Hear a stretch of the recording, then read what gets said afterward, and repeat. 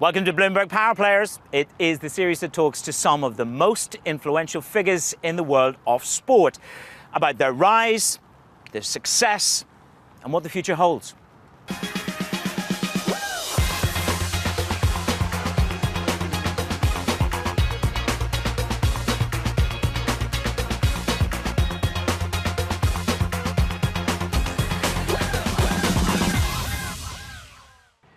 Rugby, it's one of the world's oldest games. It's passionately adored in all corners of the world, from Australia to New Zealand, South Africa to Argentina, and right the way across Europe. The Men's World Cup, that's coming to France soon, and the Women's World Cup has just witnessed record crowds and global attention. With that, though, comes more scrutiny, more than ever before.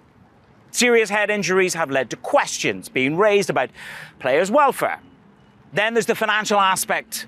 Some major clubs really struggling to stay afloat. This week, we speak to one of the game's most respected veterans who had to tackle all of these issues pretty much head on across his 18-year-long career. That man is Chris Robshaw, the former England captain, now recently retired. He sat down with Bloomberg's Guy Johnson to discuss how he came undoubtedly to perhaps the most difficult decision of his career, to retire.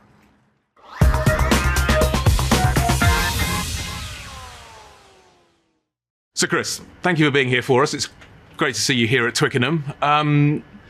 Let's talk about your retirement. You've announced that you are going to retire from professional rugby. Was that a difficult decision, or was that an easy decision? You know what, for me it was quite a natural one. Unfortunately, when I went over to the States, I had 3 dislocated shoulders in 18 months, which is your body telling you, unfortunately, you can't do this anymore. And look, I've had a good career. I've got to get to a good age as well. Unfortunately, I have many friends who had to retire mid-20s. So for me to get to 36, my body pretty much in one place, my shoulders are okay now. I've been very fortunate and very lucky. And I went for a run not too long ago. And I felt like one of those old Rocky movies, like trying to make a comeback and all that. And unfortunately, your body catches up with you. Let's rewind a little bit back to not the beginning, but a little later than that. At what point did you realise that you were good? Actually, not good, very good, sort of all the way good. Yeah, for me, I was always sporty. As a young kid, I was very dyslexic, so the classroom wasn't really my friend. So anything to be outside, anything to be playing with a ball or racket or cricket bat, whatever it be, I wanted to do it. And it wasn't until I got towards my teens, I got a little bit better. I was slightly bigger than a couple of kids as well, which helps in rugby, especially at a young age. And you know what? It wasn't until I got accepted into the Harlequins Academy when I was 17, 18 years old. And even in my first couple of years out, a lot of my friends were playing in the second team. I wasn't making that level. I had a lot of injuries early on, broke my foot, my leg, all these kind of things. And I was really thinking, is this for me? And then I had a break. I had a break at about the age of 20. So again, it wasn't one where I was like 17, 18. I had a school friend who went on to play for England at 19. So I was kind of always trying to compare myself to that. And different people make different breaks at various stages playing sport. You mentioned a moment ago that you were quite dyslexic at school. So how big a counterweight was sport? It was, and look, unfortunately, I lost my father when I was 5. As well, and the combination of both, I was very confused, I was frustrated, I was angry, and for me, sport was an escape. Sport was my happy place where I actually gained confidence to go back into the classroom, to push myself in other things, and it's given me so much sport. Rugby, of course, rugby in particular, but in terms of friendships and socialising and confidence and structure and all these kind of things, it's allowed me to be better, I think. For dyslexic children out there, children that are struggling at school, what's your advice? It's hard. You know, I'll stick with it. I'm so grateful for the teachers I had, my mum, giving me that extra time. I remember one of my biggest fears as a kid was when you all kind of read a book and you'd all have to follow the line, and then it would go around a classroom, and then you would stand up and read the line, and then you read that sentence, and then it would go to next person, next person, next person. And I remember a couple of years ago, I got asked to do a carol concert reading. And I was in between Olivia Colman, Dawn French and Charles Dance. And I was thinking, I'm next to these professional actors who are paid to read and deliver lines. And I'm this shy, dyslexic kid. But I think that's the biggest thing. If I could have seen myself back then to where I've got to, and I think for young kids in particular who are struggling, they may not see the benefits at the time, but I guarantee long term, if they stick with it, if they continue to put the time in now, later on in life, they'll see the rewards. You've always been on a steep learning curve, though. You were England captain, what, at 25? Mm-hmm. You were England captain on your second outing wearing a white shirt. That's incredible. What did you take away from that? Like, how quickly did you learn the skills that are required for leadership? Look, I definitely got things wrong on the way. And I think the most important thing, and I remember Conor O'Shea, who was head coach, he said, look, the most important thing is surround yourself with good people. To be a good captain, you have to have good people around you as well, and you have to trust everyone. But at the time, it was about learning from others. Lawrence Delallier was great, and Will Carling, and Kevin Sinfield, and Andrew Strauss, and these type of guys, because they were the type of guys I learned from the most. It was all well and good speaking to and watching videos and all that kind of stuff, and I love to read books, but you had to do it in your own style. And I think very much early on, I was very much a stick. If we gave penalties away, it was fitness. If you were late, it was fitness. So how would you say your leadership style evolved? I think one of the hardest things I learned early on was having the tough conversations and telling your mates, because leadership can be a lonely place. And for me, leadership was a thing that you had to do 24/7. You couldn't dip in and out of it. And I think as a young guy, I remember having to sit down with some of my teammates, some of my friends, and tell them things weren't good enough. That was definitely the hardest thing for me as a young captain coming into the system. 2012, massive year. Harlequins win the Premiership, captain. England beat New Zealand after an epic run. The Kiwis had an epic run. It ended. Which of those two kind of stand out? I mean, both were here. Both were amazing. Oh, you know what, both. It's hard. People always say, what's your greatest moment? For me, I was a Quins fan as a kid. Like, I wore the shirt in the garden, all that kind of stuff. To captain them here, to score a try in that game, to lift it, it was absolutely incredible. The whole place was rocking. The greatest thing about that day is the fans had agreed to give us a guard of honour. So whenever we played at Twickenham as Harlequins, we'd park over the road at the street, we'd have our food, our meetings, then we'd walk across. As we were doing that, they lined the streets. They lined the whole streets. I think as players, you know how important it is to the fans, but sometimes you forget, and it's not a bad thing to be reminded. And I remember the emotion of that. The boys had tears. You saw your family as you came in, the fans, the friends. It was incredible. It gave us the greatest possible start. We got off to an incredible start and just about held on at the end. We almost ran out of steam. But then to come here and face the Hacker at Twickenham, 80,000 English fans chanting "Swing Low" or "Jerusalem" over it and drowning out the Hacker is incredible. If I could do it all again or just do it once, you would give it all up. Coming up, Chris Robshaw talks about losses and regrets and how the game deals with serious injuries. I've had a lot of friends who unfortunately suffered with neck issues and had to have operations.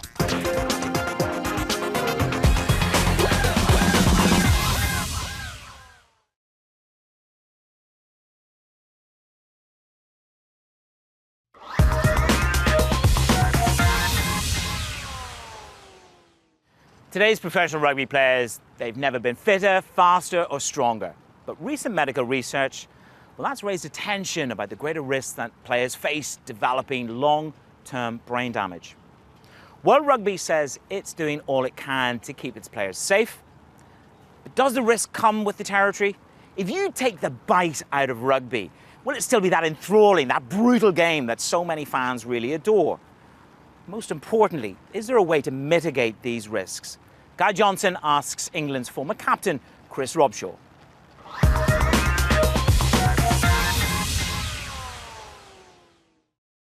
Rugby is a brutal game, and that comes at a cost. Is it worth the risk? Does it have to be this brutal? The biggest thing, and we talk about concussion and dementia, and of course it's a huge topic at the moment, and rightly so, because I think it does need to be addressed. Unfortunately, with contact sport, there's always going to be the risk of head knocks. I think the biggest thing which has changed from when a lot of these players who have suffered that kind of stuff is the protocols now you have to go through to come back in the pitch. When I was playing, you have to do kind of memory tests, you have to do scat tests, you have to do balance tests, you have to do kind of fitness tests, all these kind of things. So it's not just, unfortunately, back a long time ago where it's how you feeling. Yeah. And as a player, you always say, I'm fine, get me back out there, get me back out there. And now you've got to take responsibility for yourself as well. But I think now when it's been identified, to get back on the pitch is so much harder, and it's harder than it ever has been, and for the right reasons. And you've got kids, and you know, unfortunately, if they do have a head knock, I think they have to be out for about 6 or 8 weeks. 3 weeks, depending on three weeks, which is amazing. Well, not amazing, but it's taking it as seriously as it can, because sometimes people say the game's gone soft. It's not. It's black and white. If there is a head knock, because we want to look after people long term, so we can't have it both ways. So you think rugby is taking it seriously enough? Yeah, I really do.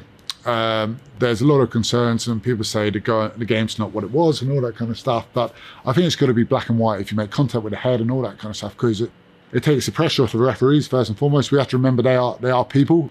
We also have to look at, like you said, the safety of where we're going in terms of concussion and all that kind of stuff, and it's easier just to be black and white, and I think it's easier for everyone. Is there anything else that rugby can do, though, to evolve?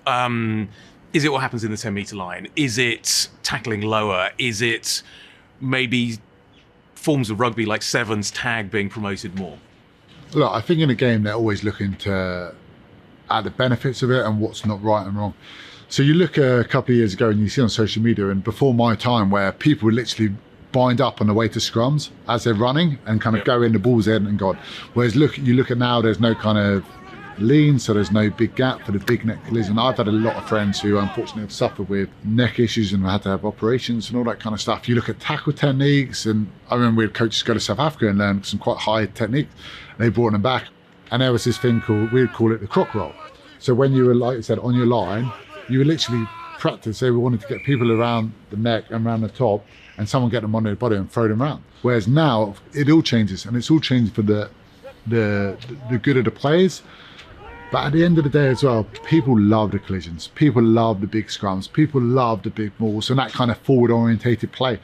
Yes, there is a place for sevens and touch and all that kind of stuff.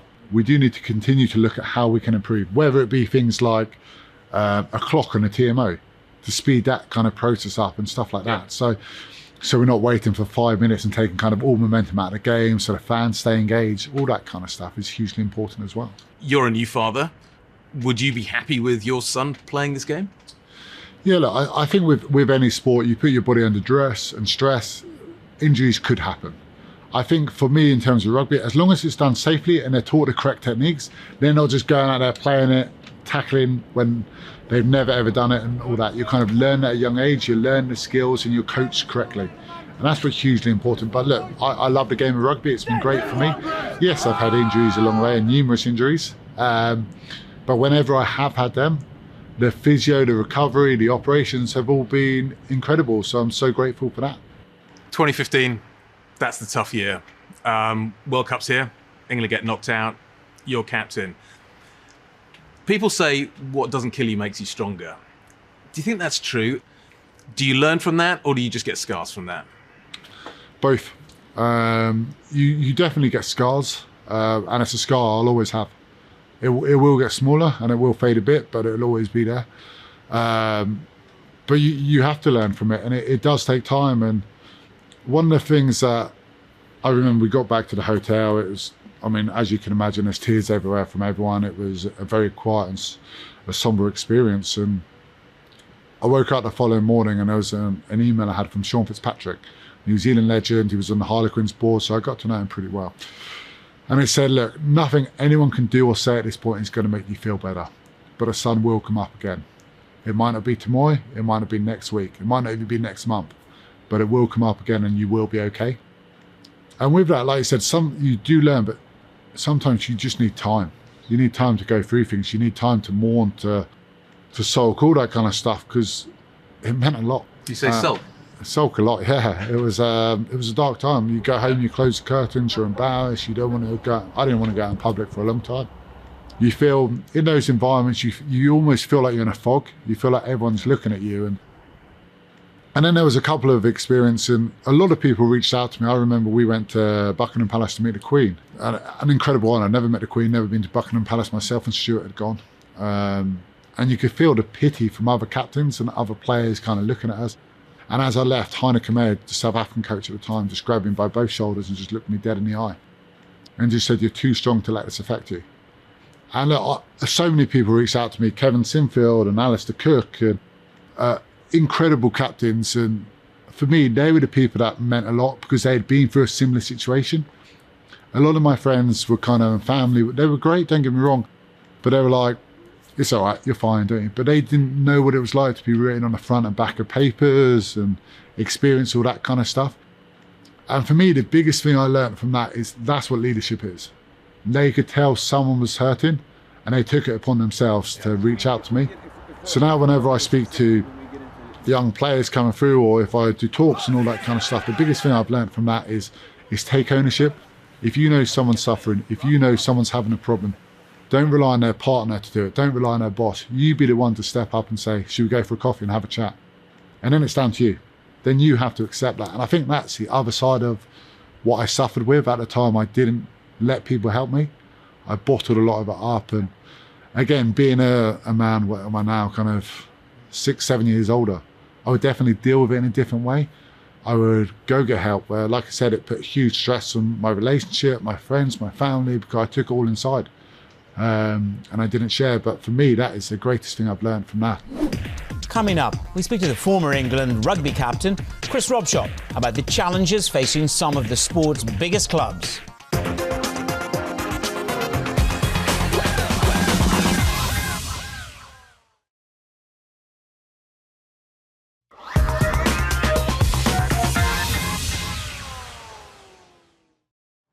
Welcome back to Bloomberg Power Players. What is sport? Sport is as much its fans as it is about the game itself. It's passionate audiences around the globe. That's what makes it a multi-billion-dollar industry. Rugby Union knows that, which is why it wants to attract new audiences and keep developing this very competitive business.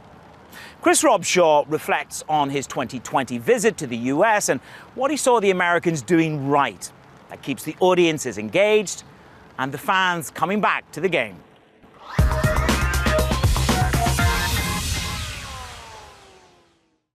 You've got a little distance now between yourself and Premiership rugby. Again, coming back to English rugby having challenges, club rugby is having a massive challenge right now in this country.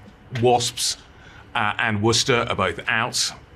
Those clubs have failed. They've been removed from the Premiership. People are wondering whether there could be others. As a player, how do you view what is happening here? Extremely tough. Look, you're devastated for those guys, especially, and not just the players, but everyone in those organisations. You think about the amount of office staff that'll be there, backroom staff, all that kind of stuff, players, and then their families and mortgages and bills and whatever else. It's a horrible situation, and it's horrible for the game. And both clubs with a lot of prestige in their names as well. The other side of it, and taking those two away, you look at the product we have on the pitch at the moment, and it's incredible. Some of the games we're playing, speaking from a Harlequins point of view, they have a big game here at Twickenham, and I think it's the fastest selling big game they've ever had. But why are none of us making money? Why is no Premiership club out there making money and reliant on a backer to continue? So there is that kind of aspect of looking at it, and it's a big aspect, I think. And I was over in America, and I went to watch a bit of the baseball over there. I don't really understand American sport, but I love the entertainment factor. Yep. And they have a saying, which is, to a lot of their sports teams, you're in the entertainment business, not the sports business. Because they believe if you like the sport, you're going to turn up regardless. If you put a good product on there, they're going to be the ones coming out and watching. But how do you get that family to bring their kids every time? How do you keep their attention and keep getting? And that's why they have all the entertainment around it as well. And that's what Quinn's doing, the big game. A lot of clubs doing the big game. But how can you do that more kind of weekly? I think sometimes we have to look outside of the box to think, how can we evolve and get a new audience? Because like I said, we have that rugby audience, but how can we get the other audience which join in for big occasions? Do players talk about it? I'm sure you have lots of conversations. You know what was really interesting at Harlequin, again, sorry to talk about Harlequins too much, but we when Laurie Dalrymple, his new CEO, came, he's not new, but he came in just before COVID, and it was very fascinating. He basically sat all the players down, all the office staff down, and gave us a complete overview of Harlequins, where the money comes in, where the money goes, what we spend on, what each value of every game, ticket money, all that kind of stuff. And as players, it's the first time that a CEO has done that, and they put the importance of saying, because a lot of the time they think players will get a tap on the shoulder, pressure, and can you come to media? And they think, oh, I'm tired, I want to go, all this kind of stuff, or can you promote this on social media? But they were told the impact that has every time that's done. Why the big gamers? Why they need to push this? Why they do it? Because that's extra revenue coming in. When we ask you to do stuff with the sponsors, this is why, because it brings in that X amount of money, which can fund this resource. When we do stuff with their foundation, that's because we want to grow the audience there, we want to help the community give back, because then hopefully they come and support and all that kind of stuff. And it was extremely insightful to actually see the value of that. And I remember after that, all the players were like, wow, that was great to see. And since then, the pickup and the feedback and the willingness of players to do so much more, it has been great. Let's talk about the bigger game. I've always thought that there's a place on a rugby pitch for everybody. Is that actually true? Is rugby inclusive enough? Yeah, it does. And we look at the success. Unfortunately, they lost in the final, but the Red Roses had down in New Zealand, and 45,000 people watching that game. It was absolutely incredible. I remember as a little boy when I would go to mini rugby, and we'd have the odd young girl as well scattered around. 10 years ago, I kind of went back and did some community work and all that stuff. And there's girls' team and women's sides and ladies' sides and all that kind of stuff. And then I went back last Christmas, and I was speaking to an under 13 team, and I was speaking to one of the girls, and I said, are you going to play for England one day? And she was like, no, I'm going to play for the Red Roses. And it's that type of inspiration where they don't just want to play because they like the game. That's a career goal now. And it's playing for the Red Roses, not England. It's identifying that and saying, yes, this is a career objective. And the biggest thing from that is, and I know when the World Cup's here in 4 years, they want to sell this out, and similar to the Euros with the Lionesses. And I've got no doubt about that. But it's how can they make sure that that's not just a big tournament thing? How can they support the club game and continue to grow it like that? And that's why when we talk about big collisions and scrums and all that kind of stuff, that we hope it is a game for all shapes and sizes. What needs to be done to open the game up more? Like, this is meant to be an inclusive game. Is it gone far enough yet in opening up? I think there's always going to be the arguments with rugby in particular, the state v private school and all that kind of stuff. And I think it needs to probably continue to do more there. And I know with the foundations it has and the charities it does try and promote that. I think you look at the England side now, and there are more players who have come through the state system and the university system and the club rugby and all that kind of stuff. It is continued, but you can always do more. Chris Robshaw, what next? What next for me?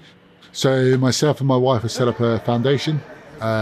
So we're doing that to empower young lives through music and sport. My wife's a singer, so again, it's both have been extremely good for us, and we're looking at the kind of the mental benefits of both of them to try and help people. And then it's going into the business world. I'm not going down the coaching route. I'm going to do 2 days a week with Gago Insurance, and I'm doing a day a week for Vinex, a wine investment company. And then the rest of it, enjoy it and see where life takes me. And I speak to a lot of players who have got to this part of their life. And like I said, I love going to speak to people and feeling people out. And they say it probably takes between 5 or 10 years to really find out where you want to go and to actually be happy there.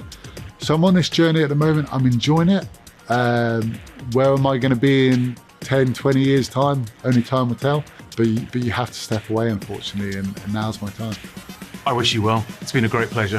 Thank you very much indeed. Appreciate it. Thank you. What can you expect next from Chris? After a career like that, I'd say some pretty great things. Join us the next time for another sit down with sport's most influential figures, where they share their stories of struggle, passion, and success.